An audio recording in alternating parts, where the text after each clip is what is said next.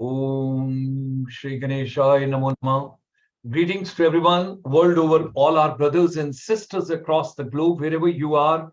It's a green morning, green afternoon, green evening. The world should get better now. Things are improving all around, all the places, in all the continents, world over. And I think we are moving in the direction where we were before pandemic, before COVID-19. Maybe after some time, we will stop talking about this particular, the big jolt which was given world over to everybody. Let's move on, and we extend a very hearty welcome to each one of you, and a very warm welcome to our distinguished guests. Those are from Canada and USA. We have got CPA Surya Vijay Sastri Kotamarti ji. We have got Mr. Vikas Malhotra and Professor Vivek Shankar Natarajan. We will take on the journey forward, and let's move together, because today is 25th of June and ICSI extends a very warm welcome to each one of you.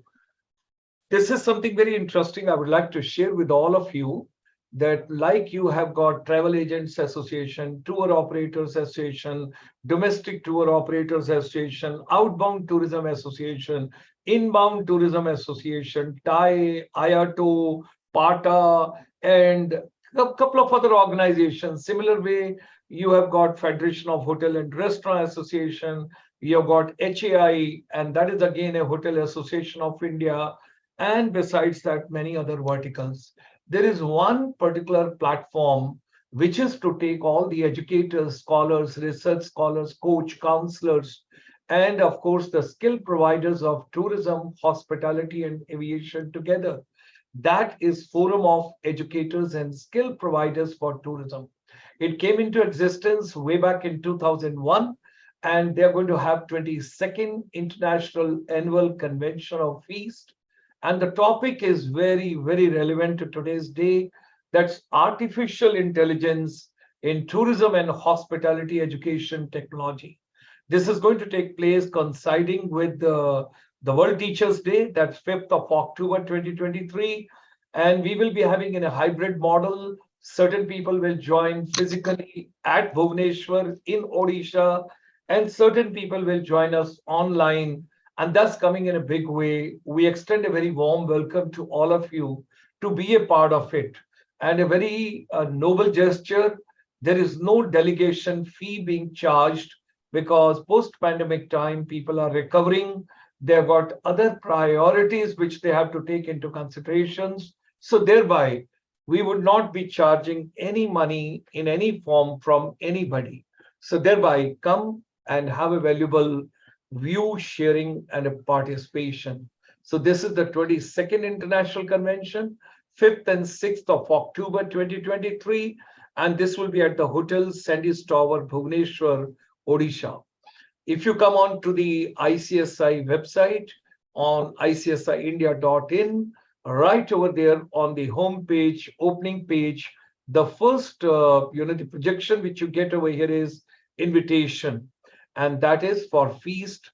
And then, of course, rest of the details we will discuss. Every place world over, every destination of tourism, they've got something unique to offer to the entire world. And when we talk about it, certainly Canada also offers something very amazing, fantastic, which people have to take on. So tourism, hospitality, aviation, that comes with our distinguished speakers. At the same time, we have done some of the sessions on caregivers also, what is their pathway. So since 2019, there are some special, the relaxations and special inputs which we have to take into consideration. Canada has reduced the work experience requirement for the caregivers and providing the pathway to the permanent residence for the people those are interested to stay in Canada. In terms of the IELTS exam, International English Language Testing System, and at the same time, there is a Canadian, this English test also. So when we talk about the IELTS, the band score for the health and caregiver visa, that is somewhere between 4 to 5. and it is equivalent to CEFR level B1. That's of the UK when we talk about. And Canada also has given special relaxation in that. If you see at the statistics, the population of Canada, how it's aging and how the things are moving, since the launch of the pilot project 2019, these caregivers, nearly 1,600 caregivers and their family members, they become permanent residents. In 2022 alone, there were 1,100 caregivers and their family members became permanent resident through the two pilots which has been done so far. Immigration accounts for almost all of Canada's labor force growth. Roughly 75% of the Canada's population growth come from immigration, mostly in the economic category. Now, by 2036, the projections are immigrants will represent up to 30% of Canada's population compared to 20.7 that was way back in 2011. 50 years ago, there were 7 workers for every retiree in Canada. Today, that number is close to 3.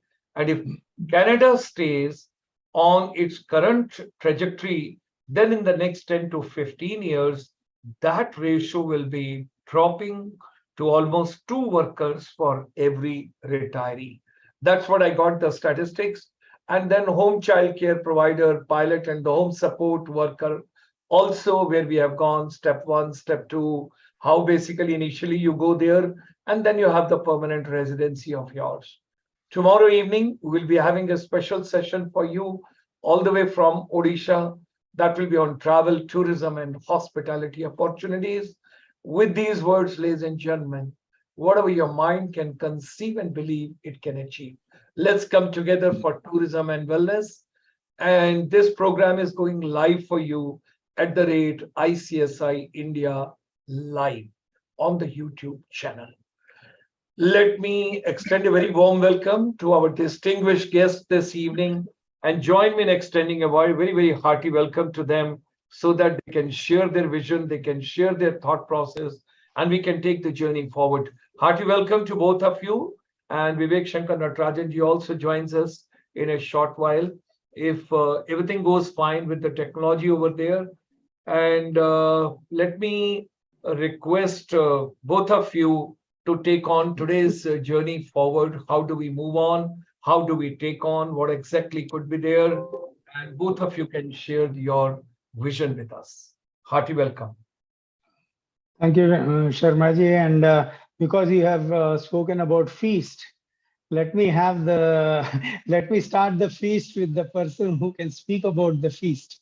So Vikasji, I think you can start with your tourism thing and talk about the feast that we are going to have in India in October, in the first week of October. And it's a very nice word. I like the word. And certainly it's the forum of education and skill providers in tourism. And because it's related to tourism, because we start with it. And thereafter, I will speak about the caregivers that you had mentioned. Over to you, Thank Vikas. you. Thank you, Vijay. That's very good sense of humor. I love it. Thank you for having me once again here. It's so let's continue talking about the word feast, actually. So what does the word feast get you in your mind? Food. What does the food do to you? Bring a smile to your heart, to your mind. I'm eating good food. And feast is not just about eating a staple diet or a little. Feast means lavish. Feast means wow. Feast means, oh, I'm going on a wedding. I'm going to be eating a lot of good food. That's what feast is about. Or I've invited a bunch of my friends at home. I'm having feast. I must let you know, tourism does the same. The tourism word relates to the feast. They are brotherhood and sisterhood. That also brings a smile on your face. Tell me one human being who says, oh, I hate going to another country. Oh, I hate going to south of India or north of India or east of India, which is, I've compared many times in my forum over here with South Africa. And I really thought those were the South American falls, my apologies. I was comparing that with the northeast of India. So that's exactly what the word feast and tourism does in your mind. Let me also tell you, I want to take one step back when we were talking about the COVID times, and I'm really, really happy to hear that Dr. Sharma said it's going to fade away. Eventually, it's going to go away from our life, which is fantastic. So, if you remember in classes of history, we used to learn about history AD and BC. We used to learn about those. So one is before and one is after, right? Let's just be simple. I don't want to go into statements. So let's think what tourism has done to the world, generating employment before COVID times and after the times. We are living in the after era, right? We all know that. The stats of the tourism, I'm not going to talk about the business travel a lot over here because business travel can be a totally different segment, but the stat says the Canadian stat says that this year is already projected to be 17% higher. Now, where are we going in this industry? We are going because people have learned the value of life. People have said, you know what, you keep on working. There will be a time that you will tell, oh, I need to enjoy a little bit. I need to refresh my mind. I need to clear my mind. Tourism plays a huge part. And we've talked about mental wellness. We've talked about any kind of the wellness. The mind actually gets refreshed with this industry. Now, everybody, every human being, whether you're sitting in India or you're sitting in Southeast Asia, you're sitting in North America, does not matter. Every human being, like we all have red blood, we all have tourism instincts in ourselves. You could be from the finance background, like Vijay ji is from, you could be from any background. You still want to travel to another place. You don't want to be stuck to one place. So what is it doing? It's giving a contributory factor. It's contributing in the economy. It's generating employment to someone who's locally going to be inviting you. What about the tour guides? That's how they earn, the tour guides, by guiding on a tour, whether it's the Taj or it's the beautiful waterfalls or it's even Niagara Falls over here. There are tours being conducted right here too. But what is it doing? The tour guides is a kind of an employment that people do, and that's the ground reality.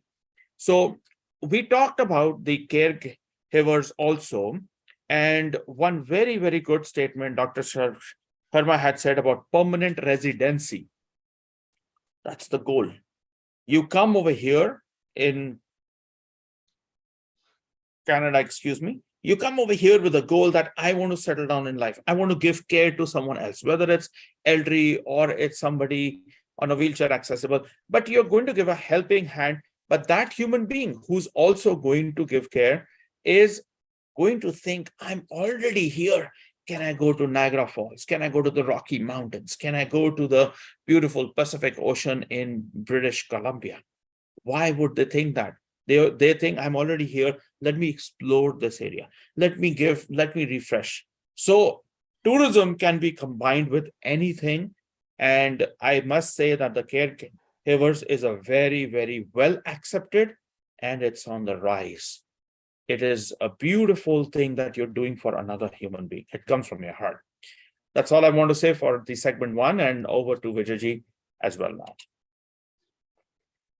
Thanks, Vikas ji. Again, continuing on the feast, feast, like you said, the word itself arouses a lot of enthusiasm in you. So I'm just requesting everyone to mark the dates that are there, October 6th or 7th or 5th or 6th, I don't remember, but it's on the website. You can always go and see it there and register yourself, especially for those who are in India. We start preparing for the feast that is going to come up. And we from North America will also see how we can also come and join that feast in Odisha. So with those words, let me talk about the health caregivers and providers. Some very good points that Dr. Sharma has said in the beginning is about the reduction in the requirements for migrating to Canada. Now, this is a very important thing everybody should note, because it is not very often that the requirements for any certain things like that is reduced until and unless there is a huge demand for the people, and there is a shortage at the same time, because the economic theory about demand is always a demand is there when there is short supply. So it means that the government definitely needs people here, and they need people, and it doesn't mean that they do not want people of quality. It only means that they are allowing you to think about coming to Canada, and if there were any stumbling blocks in your mind about the requirements that were there relating to IELTS, that is, your English is not all that great, and probably you may not be able to achieve the earlier requirements, then certainly if now is the time that if you are in the healthcare sector, and you are looking forward to coming over to Canada, look at it on the positive side and see how quickly you can apply. The second one more important thing is about the experience. Now, experience is a very important thing when it comes to any sector. It's not necessary there's the healthcare sector, but experience is required everywhere. So by reducing the experience requirements, all that they are telling you is okay. If you have certain amount of experience, then when you come to Canada, we will give you can make up the experience while you are here in Canada, but come over. It's a sign of welcoming people to come over to Canada. So kindly look at it that way. And ICSI is a great platform that allows you week after week telling you how you can do your best in coming over to Canada. So healthcare, especially the caregivers is one sector, and amongst the caregivers, you can break down a number of things. Like, I would like to say certain areas of caregiving, which people don't realize, because caregiving is a very, general word. But care can be given to people to children who are with autism. So that is caregiving. Certainly, you can come and provide if you are in that area where, and I know of some very good students who have done their post graduation in India, and that girl has come over into our program here on ICSI webinars and spoken about it. She came here. She has her master's in psychology and in autism. But when she came here, now she's taken up the local studies as well as experience, and now she has settled very, very well and is taking care of many children who require care in the area of autism.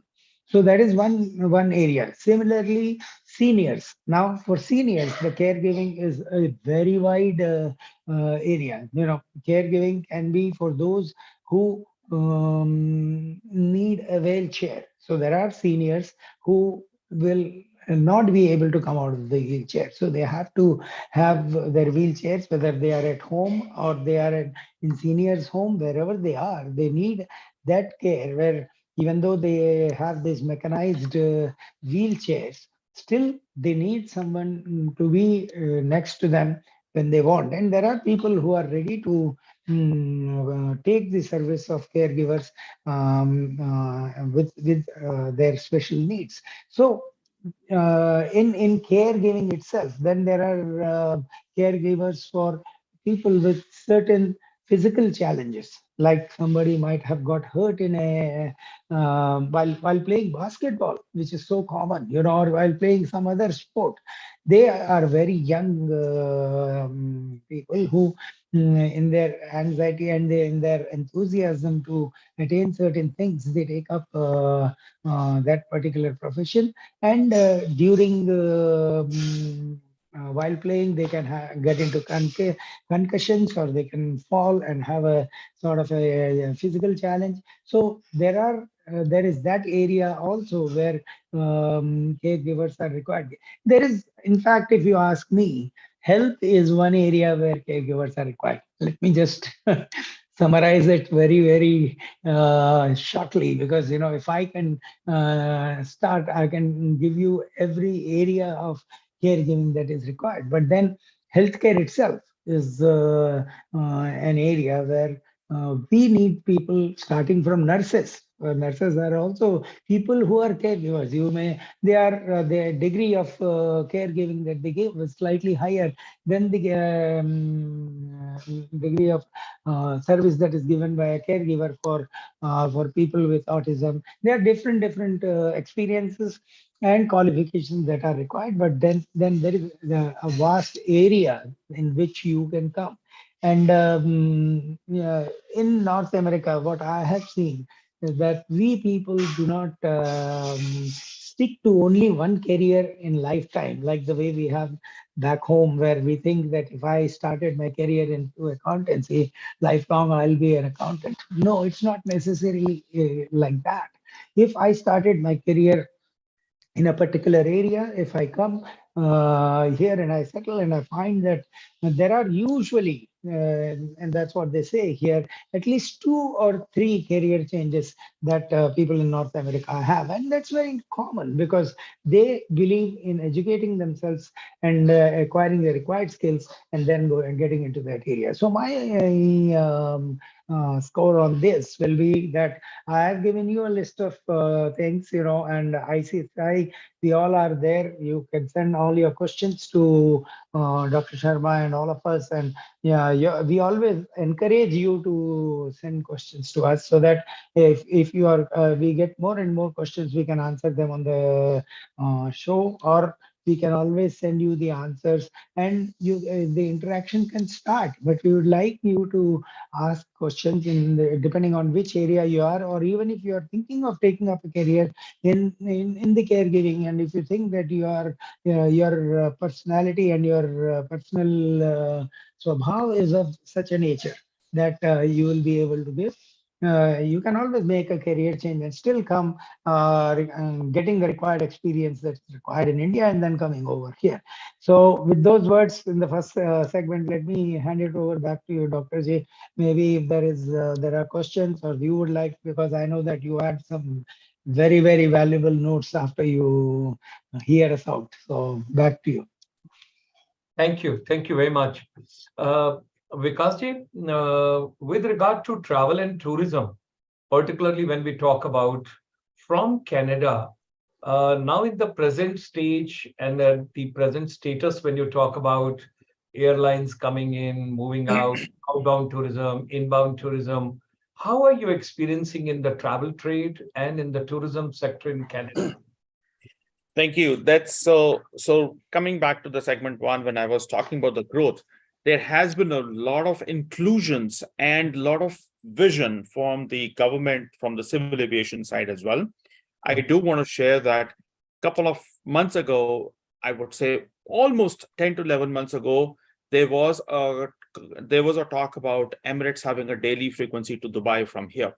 So that is absolutely on the roll. Now we are also hearing about yesterday's news, and I'm proud to say that Indigo Airlines, which is in India, Indigo has actually ordered many more aircrafts as well.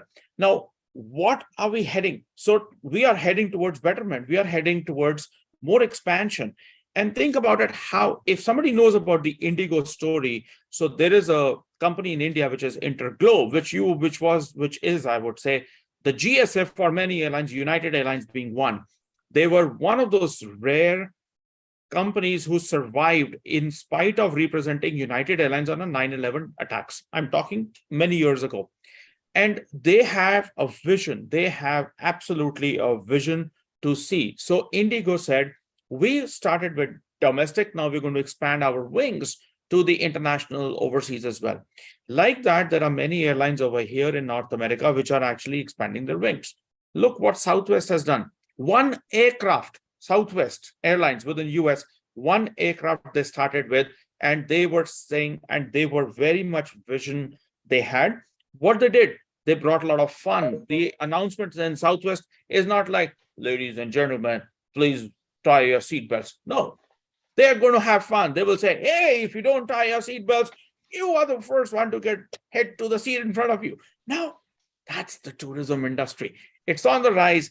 And that is why these stats show that touches your heart. And I must let you know, one of the countries which is actually going to expand with more fleet is Singapore.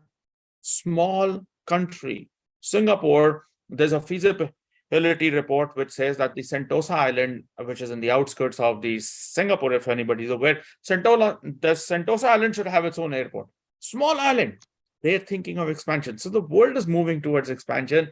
And I'm really, really happy to say it is the right time to get indulged into it. Great.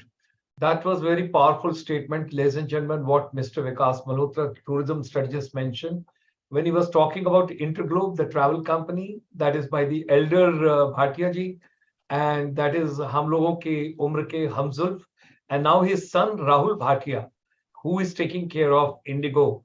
And a few days back, Air India placed an order for the aircraft, and Indigo has surpassed that, and that is something very amazing. Our Kotamarti ji, there's a question coming. Before that, let me extend a very warm welcome to Captain Swadesh Kumar, the founder of the Adventure Tour Operators Association in India. He has joined and he says hi. We have also been joined by Subhash Verma ji. He's the travel, wellness, and spiritual tourism when you talk about and beyond. He has also joined and he extends a good evening to everybody. Now, Julie ma'am is asking a question, Kotamarti ji, to you. Is CELPIP mandatory for caregivers applicants? Because if you don't do IELTS, then there is an equivalent test by Canadian government that is called CELPIP. It is equivalent to somewhere IELTS. It's a local test which is being given by Canadian government. I repeat, CELPIP. So she says that, is it mandatory? Now, Julie ma'am, partially I can give you, I don't know the full form right at this stage of the caregivers, this segment, but either you have an IELTS or you have CELPIP. That much I'm aware of, which I thought I must share with you. There must be an agenda for that, which is to be taken. It is either you do IELTS, where there is a lower band which is permitted, or if you're doing what you have written over here, CELPIP, whether it is mandatory, I think we can find out. Or Suryaji, if you have got some input onto that, you can give it right now. Yeah, sure. Thank you. I would like to just add, I'm not sure about what is the score that is required for CELPIP, but, each test that is given for English language, they have certain score. So IELTS, if they were saying that earlier, if it was 5, now it is 4.5, then that means it is a reduction in the score for IELTS. So coming to CELPIP, like you rightly said, Dr. Sharma, it is another English test exam which is recognized by the government for allowing you to appear and come. Now, if you go onto the Canada Immigration website and you just type CELPIP requirements for caregivers, and it will give you the score that is required for that specific caregivers. So, and if they normally reduce the score, if it would have been maybe 4 for CELPIP, maybe they might have reduced it to 3.75, or they might have said that, okay, so, the CELPIP score need not be reduced because already it is in competition and the only reduction is for IELTS. So I would not like to say much about it without knowing it. But certainly, there are websites which will give you the answers for this. Go to the just say Canadian Immigration for Caregivers and requirements for CELPIP. And Julie ma'am, I think probably you should be able to get the answer for that. If not, maybe in the next session, I will get that information. Thank you. Thank you very much. Nowadays, the Google Baba or the Chat GPT, they are your savior. By the time you were addressing, I just copied, and it is not my original, but I just got it from there. CELPIP full form is Canadian English Language Proficiency Index Program. And either one should do IELTS or one should do, the CELPIP. Now, one you have to do out of these two, not both have to be done. Yeah. Secondly, somebody asked a question over here, whether CELPIP is more tough than the IELTS or which way. So the answer is level No, is same. This also I have copied from the chat GPT, not my original. it's Okay. correct. There's no change in the level, Dr. Sharma. Okay. It's always the same. Okay. Okay. It's a language proficiency, basically, so that you can talk to the person whom you are attending to and taking care of all that. Now, with regard Sorry, to, interrupting you. I yeah, apologize to interrupt. please. I also learn from these platforms. I'm kind of asking myself, what would be the significance of having another test instead of IELTS? Like, it sounds very, very interesting. I was also on another screen trying to find out a lot of info. If the level is the same, is it considered a percentile instead of a percentage, or is it Yeah. considered as a bandwidth, which is on a different level, so that more and more immigrants can come over? There must be some kind of a vision that over there. I'm not aware of it. It's just being a little bit inquisitive, Yeah. that there has to be some kind of a, Because see, you are absolutely this. right. You are absolutely right in that. And that's why I was saying that there must be some comparison with the government which have done when they said IELTS a particular score and CELPIP a particular percentile or a percentage. And the reason for that is a comparison. And depending on who will be able to appear what, probably their comfort with appearing for those exam and getting through is what must be the thing. But anyway, that is Yeah. a very general knowledge application, and I would not go by beyond saying that. Thank you. Thank you very Thank much, you. both of you. Next week, certainly, we will take the agenda forward. Ladies and gentlemen, every week we'll try and bring whatever is the latest, what all you need, because it's your show, it's your program. Your inputs are very valuable to us. And the kind of a question you ask and the kind of input you give, we would try and bring in value for the program, value for the time, because after all, there got to be an outcome of any participation, any webinar, any program, whatever we do. So thank you very much. And my gratitudes and thanks to both of you. Wishing you a wonderful day ahead in Canada. I hope the weather is improving and people are enjoying. It's very pleasant. It's very, very pleasant. Okay, Very nice. Yeah. good. That's great. That sounds great. So wishing you all the best, a wonderful day ahead. And people, those are joining from India, have a wonderful, if you already had a dinner, it's fine. If you haven't, then you must follow Akshay Kumar. You must take by 7 o'clock. It's not good. Have it so late, because if you want to remain young and if you want to remain fit, it's always good to have early meals and follow the nature as long as possible. And as Vikas ji was also mentioning, from your hard, busy, very, very busy schedule, which like, people from chartered accountants, they spend so much of time working, working, working. So try and have some holidays. And Kotamarti ji, when you go on a holiday, do let me know where are you traveling. We will follow the trail with you, like we followed with Vikas for Mexico. So something we will take with you. One of these days, you can talk about your Africa experience also, Kenya, when you were over there. How did you find how the things were?